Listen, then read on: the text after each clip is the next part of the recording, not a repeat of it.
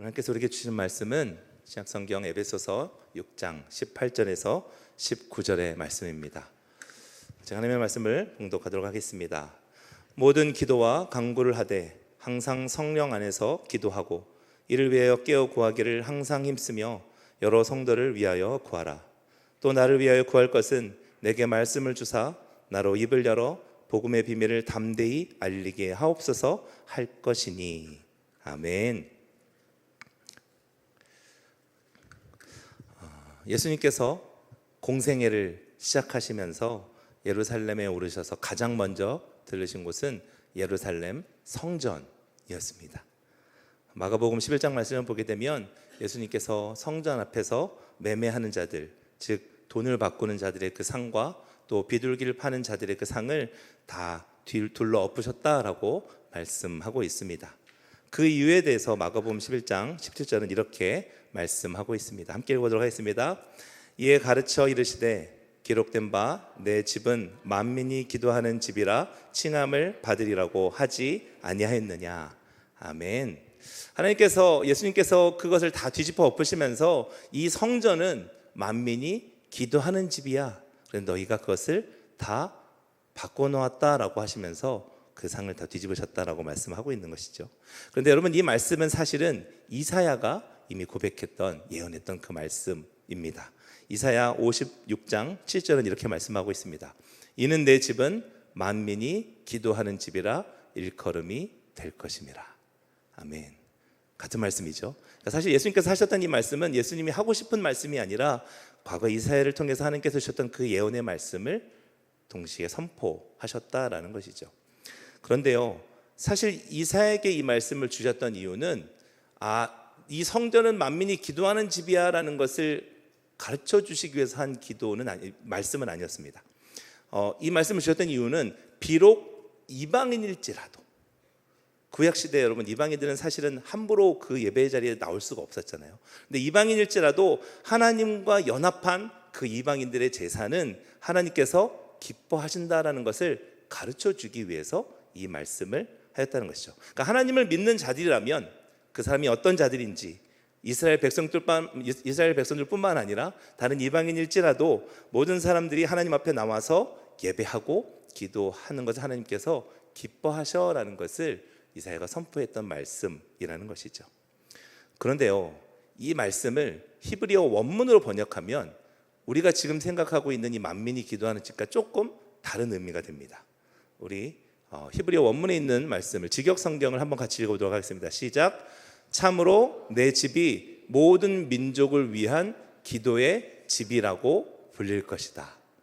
다르죠? 네, 만민이 와서 기도하는 집이다라고 우리는 사실 알고 있는데, 본래 이사야가 했던 이 원래 고백은 뭐라고요? 모든 민족을 위한 기도의 집이 될 거야 라고 말씀하셨다는 것이죠. 그래서 부담스럽지만 NIV 성경을 보게 되면 House of Prayer for All Nations라고 된다는 거죠. 집인데 온 열방을 위해서 기도하는 사람들의 집이 될 거야 라고 말씀하셨다라는 것이죠. 자, 그렇다면 하나님께서 성전을 정의하실 때 뭐라고 정의하신 거죠? 이 성전은 뭐다? 만민이 기도하는 집이지만 사실은 본래 의미는 뭐라고요? 만민을 위해서 기도하는 집이 될 거야 라고 말씀하셨다라는 것이죠. 그리고 이 성전이 중요한 것이 한 가지 더 있습니다. 그것은 바로 구약성경에서 성전은 무엇이 있던 곳이었죠? 지성소가 있던 곳이었습니다. 성소가 있고 지성소가 있던 곳이었고, 하나님이 날마다 그 가운데 임재하셨던 그 임재가 있었던 장소가 바로 성전이었다는 것이죠. 그래서 이스라엘 백성들에게 있어서 성전은 너무나 중요했습니다. 그런데 아시다시피 그 성전이요, 회파가 되고 또 완전히 무너져 버렸습니다.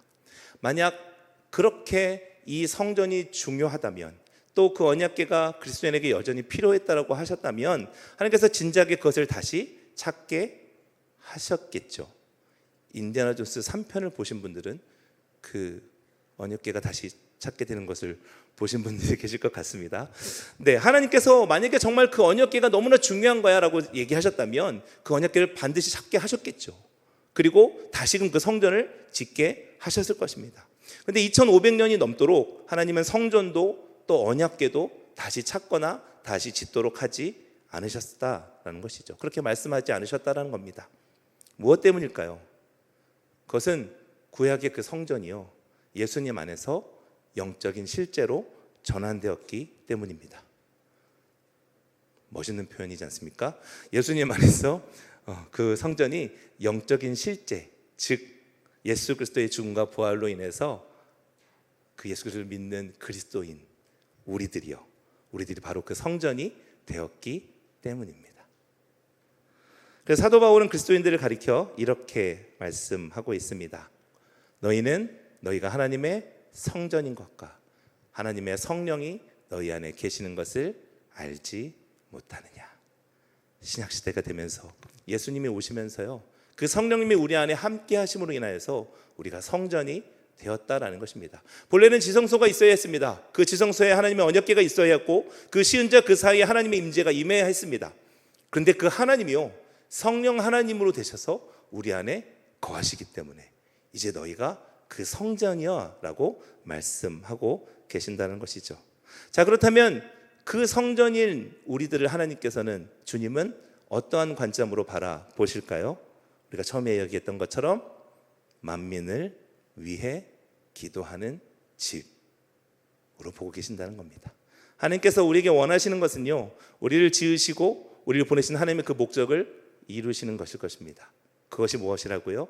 하나님의 그 목적은, 하나님의 그 성전을 지으신 목적은 만민을 위해서 기도하는 집이 되기를 원하신다는 것입니다. 즉 성전인 우리가 만민을 위해서 기도하는 집이 되어야 한다라는 것이죠. 물론 우리 각 사람에게는 하나님이 주신 각자의 비전과 꿈이 있습니다. 그러나 그렇다 할지라도 그 꿈과 그 비전이요, 기도하는 집이라고 하는 그 그리스도의 본질과 구별되어서 존재하지는 않는다라는 것입니다. 그 꿈은 기도하는 것과 함께 가야 한다는 것입니다. 과연 나는 잘 살고 있는가? 궁금할 때가 있지 않습니까? 내가 이렇게 사는 게 맞나? 라는 질문이 들 때가 있습니다. 그때는 내가 확인해야 될 것은 무엇입니까? 내가 하나님의 성전인가? 그 성전된 본질은 무엇입니까? 나는 지금 기도하는 사람인가를 확인해 보면 된다라는 것이죠. 옆에 있는 분을 보시면서 인사해 보겠습니다. 기도 맛집이시군요. 네. 부담되는 말씀이십니까? 우리가 그런 집이 되어야 된다는 것입니다. 우리 하나님께서 주신 우리의 그 성전된 목적은 우리가 다른 사람들을 위해서 기도하는 그 집으로 하나님께서 우리를 세워주셨다.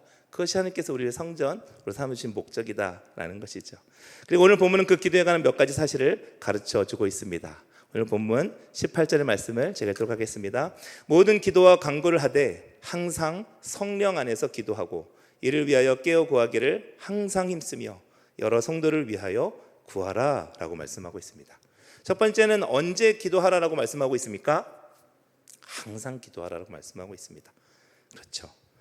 근데 사실 어떤 사람도 자동적으로 기도하는 사람은 없습니다. 24시간 365일 기도의 열망이 가득 차서 기도하는 사람도 사실은 없습니다.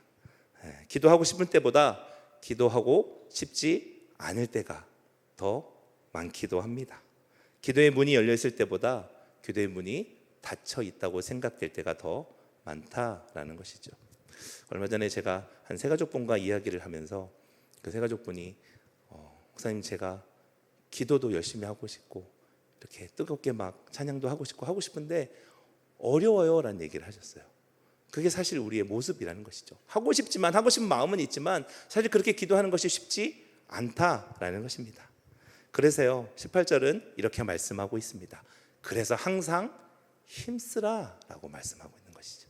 기도하고 싶을 때이든 그렇지 않을 때이든, 그렇죠?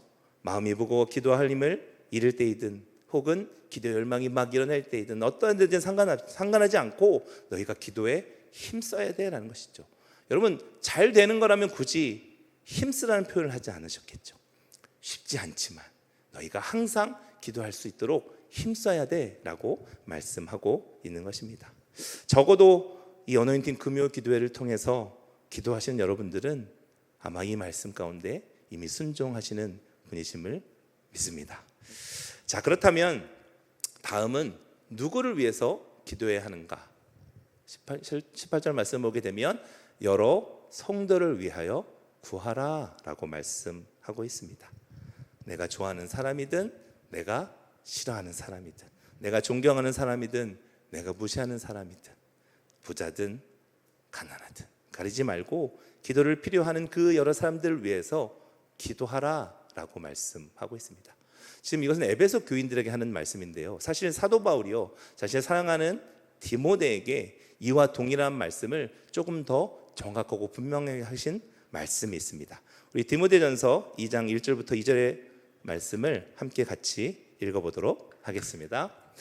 그러므로 내가 첫째로 권하노니 모든 사람을 위하여 간구와 기도와 도고와 감사를 하되 임금들과 높은 지위에 있는 모든 사람을 위하여 하라. 아멘. 좀 전에 읽었던 그 말씀과 비슷하죠. 에베소 교인들에게 했던 그 말씀과 비슷합니다. 에베소 교인들에게는 어떤 사람들에게 하라고 얘기하셨냐면 여러 사람들에게 해라라고 이야기했거든요. 근데 지금 디모데에게 뭐라고 이야기하십니까? 모든 사람들을 위하여 하라. 그 사람이 높은 사람이든 그 사람이 낮은 사람이든 그 사람이 임금이든 어떤 사람이든지 너가 모든 사람들을 위해서 기도해야 돼 라고 말씀하고 있다는 것이죠. 그러면서 기도의 방법이 추가되어 있습니다. 간구와 기도와 도구와 감사를 해야 돼 라고 말씀하고 있다는 것이죠. 사실 나머지 기도의 내용들을 우리가 잘 알고 있는데 도고라는 표현이 조금 어색할 수 있습니다. 이 도고라는 표현이 사실은 지금의 중보 기도와 같은 의미를 가지고 있습니다. 다른 사람들을 위해서 하는 그 기도를 의미하는 것이죠. 그래서 개인적인 기도의 형태로 간구와 기도를 한다고 하면 너희가 다른 사람들을 위해서 그런 중보적인 기도를 해야 돼 라고 사도 바울이 권면하고 있는 것이죠. 그런데 중요한 것은 이렇게 기도해야 되는 것이 너가 어느 정도 수준이 되었으니, 너가 어느 정도 신앙이 되었으니 그렇게 기도해가 아니라요, 에베소 교인들, 디모데, 누구든지 내가 예수 그리스도를 주로 믿고 고백하는 사람들, 내가 성전된 그 사람들이라면 누구든지 그렇게 기도해야 돼 라고 말씀하고 있다는 것이죠. 성숙한 그리스도인이든 이제 신앙생활을 막 시작한 초보이든 간에 그렇게 행해야 한다라는 것입니다. 그러면서 오늘 본문 마지막 19절 말씀을 보게 되면요, 사도 바울은 한 가지 더 기도를 요청하고 있습니다. 우리 19절 말씀을 함께 같이 읽어보도록 하겠습니다. 또 나를 위하여 구할 것은 내게 말씀을 주사 나로 입을 열어 복음의 비밀을 담대히 알리게 하옵소서 할 것이니. 아멘. 사도 바울이 기도를 부탁하고 있습니다. 특별히 이 간곡하게 에베소 성도들에게 기도하는 이 기도의 내용을 통해서 사실 우리에게 주시는 큰 은혜가 있다라는 것이죠. 먼저는 사도 바울과 같은 그런 사람들도요, 기도 요청을 했다라는 겁니다. 우리는 사도 바울을 잘 알고 있지 않습니까? 그가 회심한 이후에 평생을 아낌없이 자기의 모든 생명을 다 내어 주어서 그렇게 예수님의 복음만을 전했던, 그렇게 철저하게 복음에 붙들려 살았던 사람입니다. 그런데요, 그 바울도 기도를 부탁하고 있다라는 것이죠. 바울 같은 위대한 사역자들도 다른 이에게 기도를 요청하고 있다라는 것입니다. 사실은요, 이 세상에 기도가 필요하지 않은 사람은 없다라는 것이죠. 우리 주님께서도요, 십자가에 달리시기 전 그 겟세마네 산에 올라가 기도하실 때 제자들에게 기도를 요청하셨습니다. 너희는 여기 머물러 나와 함께 깨어 있으라 라고 요청하셨습니다. 이 함께 깨어 있으라고 하는 것은 눈을 멀뚱히 뜨고 나만 지켜봐라는 것이 아니라, 비록 나와 몸은 좀 떨어져 있지만 그곳에서 나를 위해서 기도해줘 라는 요청이었습니다. 그래서 이 동일한 사건을 기록하고 있는 누가복음에서는요, 이렇게 말씀하고 있습니다. 천사가 하늘로부터 예수께 나타나 힘을 더하더라.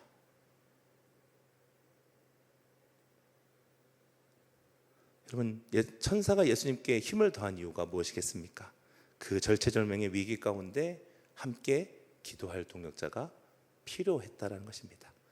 인간의 옷을 입고 오신 그 예수님도요, 하나님이셨지만 예수님을 위해서 기도해 줄 자가 필요했다라는 것입니다. 여러분, 이 세상에 기도가 필요하지 않은 사람은 단 한 사람도 없습니다. 나보다 신앙이 좋다고, 나보다 더 많은 교회 생활을 했다고 해서 그분에게 기도가 필요하지 않은 것 아닙니다. 다 갖춘 것처럼 보여서 다 누리고 있는 것처럼 보인다고 해서 그 사람이 기도가 필요하지 않은 것 아니라는 것입니다. 기도는요, 모든 사람에게 필요한 것입니다. 그래서 사도 바울은 모든 사람을 위하여 기도하라라고 말씀하고 있다라는 것이죠. 자, 그러면서 특별히 사도 바울이 기도 요청하고 있는 내용이 무엇입니까? 자신의 입을 열어 복음의 비밀을 담대히 알리게 하라라고 요청하고 있습니다. 여러분, 이 에베소서는요, 옥중서신 중에 하나입니다.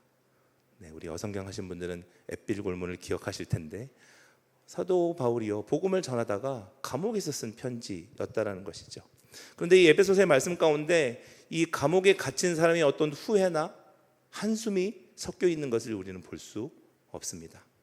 또 반대로 내가 감옥에 갇힌 것을 훈장 삼아 왕년엔 말이지 라고 하면서 자랑하는 글들도 볼 수 없습니다. 사도 바울은 한결같이 에베소 교회를 위해서 또 성도들을 위해서 그들이 가지고 있는 그 문제에 대해서 마음을 다해 가르쳐주고 있습니다. 그리고 그는 기도하고 있는 것입니다. 기도 요청을 하고 있는 것입니다. 나에게 복음을 주셔서, 나에게 말씀을 주셔서 그 복음의 비밀을 끝까지 담대하게 알릴 수 있도록 날 위해 기도해 주세요 라고 요청하고 있는 것입니다. 우리의 삶 가운데도 참 많은 기도 제목이 있습니다. 오늘 여러분들도 아마 여러분들의 그 삶 가운데 가지고 온 내가 할 수 없는, 내게 해결할 수 없는, 또 어떻게 대답해야 할지, 또 어떻게 관계해야 할지 알지 못해서 하나님께 가져온 기도 제목들이 있을 것입니다. 또 내게 주신 꿈과 내게 주신 그 비전을 위해서 함께 같이 기도하시는 분들도 있으실 것입니다. 그런데요, 우리가 서로를 위해서 중보해야 되는 가장 큰 목적, 그 이유는 바로 영혼을 구원하기 위함이어야 한다는 것입니다. 우리가 모든 사람을 위해서 기도해야 되지만 그 모든 사람을 위해서 기도하는 가장 궁극적인 목적은요, 결국은 그에게 영원한 생명이 들어갈 수 있도록, 그도 나와 같은 그 하나님의 영생을 누릴 수 있도록 그렇게 기도하는 것이 우리에게 필요하다는 것입니다. 서로를 위해서 기도하되 믿지 않는 자들을 위해서, 또 사랑하는 이들의 영생을 위해서 함께 기도해야 한다라는 것입니다. 말씀을 정리하겠습니다. 한국교회 부흥이요, 세계 선교사에서 그 유래를 찾을 수 없는 큰 부흥이라는 이야기를 여러분 많이 들어보셨을 것입니다. 그렇게 복음이 전파되고 나서 많이 부흥하고 또 그렇게 다른 나라의 선교를 그렇게 열심히 하는 그런 나라들이 흔치 않다라는 것이죠. 그래서 그런 이유들에 대해서 많은 신학자들과 또 연구가들이 그것들을 연구하면서 그 이유 중에 하나가 우리 안에 있는, 우리나라에만 있는 새벽 기도와 또 이 철야 기도회라고 이야기하는 사람이 있습니다. 그것 때문만은 아니지만 그것이 큰 영향력이 있다라고 이야기한다라는 것이죠. 그런데 특별히 우리나라 사람들만의 특별한 기도 방법이 있습니다. 제가 오늘 그 설교와 이 기도와 관련된 내용들, 뭐 도구나 이런 내용들을 이렇게 찾던 중에 그 미국의 플러 신학교가 있는데 거기에 와그너 박사라는 분이 계십니다. 근데 이분이, 이 목사님께서 학생들한테 기도하자고 할 때, 큰 소리로 기도하자고 할 때 한글로 통성 기도를 하자고 한다고 이야기합니다. 왜 영어로 이야기할 텐데 왜 기도할 때만 그 한글로 통성 기도로 이야기하냐라고 여쭤봤더니 그 통성 기도라고 하는 그 기도를 대체할 만한 단어가 없어서 한글로 통성 기도로 하자고 학생들이랑 같이 기도한다고 하는 것이죠. 이렇게 간절하고 특별함이 있는 그 기도가 이 나라를 부흥시키고 또 하나님이 기뻐하신 나라로 세워주는데 중요한 요소 중에 하나였다는 사실을 아무도 부인하지 못할 것입니다. 생각해보면 지금 이 시대는요, 말씀과 또 찬양의 위기는 아닌 것 같습니다. 언제든지 TV를 켜면 또 유튜브를 틀면 내가 원하는 말씀과 내가 원하는 찬양들이 끊임없이 흘러나옵니다. 그렇게 수많은 말씀이, 찬양이 인터넷을 통해 방송되고 있지만 그 말씀대로 살아내려고 하는 간절한 기도가 어쩌면 지금 이 시대에 가장 필요한 것이 아닌지 고민해 봅니다. 그래서 이 시대에 하나님이 사용하시는 교회는요, 말씀과 기도가 균형을 이루는 교회입니다. 그리고 기도의 불길이 꺼지지 않는 교회라고 저는 믿습니다. 우리 한 사람 한 사람이 하나님의 거룩한 성전으로 세워지고, 그리고 하나님이 우리를 성전으로 세우신 그 목적이요, 모든 사람을 위해서 기도하라, 복음을 위해 기도하라 라고 하는 그 만민을 위해 기도하는 그 집이 우리 모두가 되기를, 또 우리 한소망 이름교회가 되기를 주님의 이름으로 축복합니다. 자, 기도하겠습니다. 사랑의 하나님 아버지, 오늘 말씀을 통해 우리가 하나님의 성전이며 또 만민을 위한 기도하는 집으로 우리를 부르셨음을 믿고 감사합니다. 하나님, 우리가 성령 안에서 항상 깨어 기도하게 하여 주시옵소서. 나 자신을 넘어 성도들을 위해서, 또 하나님을 알지 못하는 자들에게 그 생명의 복음이 담대히 선포되도록 그렇게 중보하게 하여 주시옵소서. 그 기도의 자리에서 주님의 마음을 품게 하시고, 이 시대에 그 기도의 불씨를 다시 지피는 주님의 도구가 되게 하여 주시옵소서. 그렇게 우리가, 또 우리 한소망 이름교회가 이 땅 가운데 복음의 생명을 흘려보내는 거룩한 기도의 집으로 세워주시기를 간절히 소망합니다. 감사드리며 살아계신 우리 구주 예수 그리스도의 이름으로 기도드립니다. 아멘.